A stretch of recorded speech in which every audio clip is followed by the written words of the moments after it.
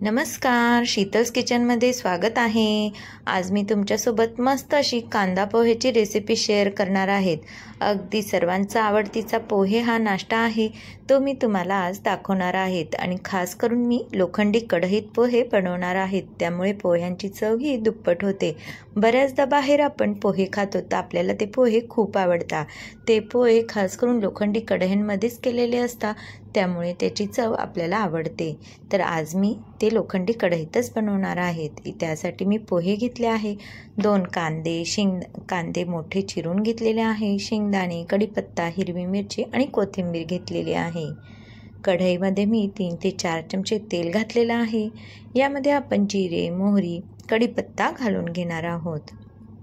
मस्त कडक अशी फोडणी आपल्याला पोह्यांना करायची आहे। लगेचच यामध्ये आपण शेंगदाणे घालून घेणार आहोत। शेंगदाणे हे आपल्याला खरपूस असे तळून घ्यायचे आहे, त्यामुळे पोह्यांमध्ये शेंगदाणे खायला खूप टेस्टी लागतात। त्यामुळे शेंगदाणे तळताना तुम्ही लक्ष ठेवा की शेंगदाणे हे व्यवस्थित तळले गेले पाहिजे।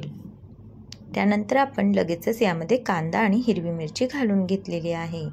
कांदा हा आपल्याला जास्त बारीक चिरायची गरज नाही,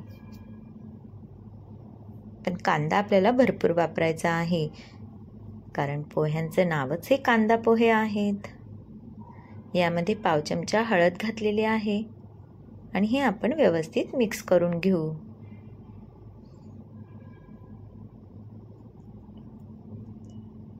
त्यानंतर आपण यामध्ये छोटा चमचा साखर घालणार आहोत।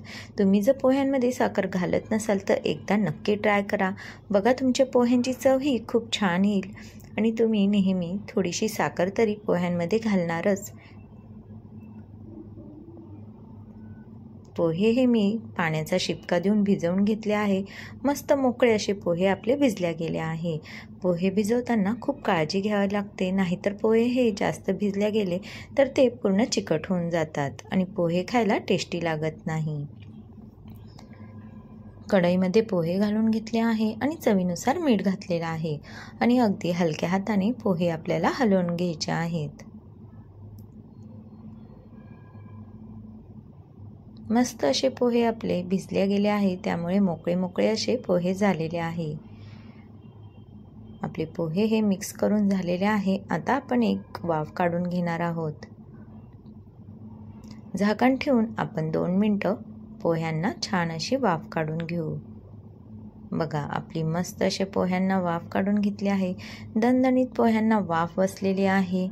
आपले पोहे हे तयार झालेले आहे। मस्त असा पोह्यांचा खमंग घरामध्ये सुटलेला आहे ना करायला सोपे आणि खायला टेस्टी असा नाश्ता।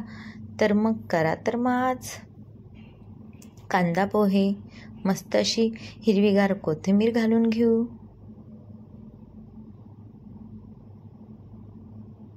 आणि मिक्स करून घेऊ।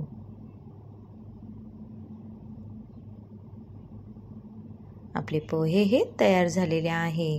त्यावर मस्त अशी मी खोबरं किसून घातलेलं आहे, कोथिंबीर घातलेली आहे आणि एक लिंबाची फोड ठेवलेली आहे। तसेच 4-5 दाणे मी साखरेचेही घातलेले आहे आणि आपले पोहे हे खायला तयार झालेले आहे। तर कशी वाटली रेसिपी कमेंट्स करून नक्की सांगा।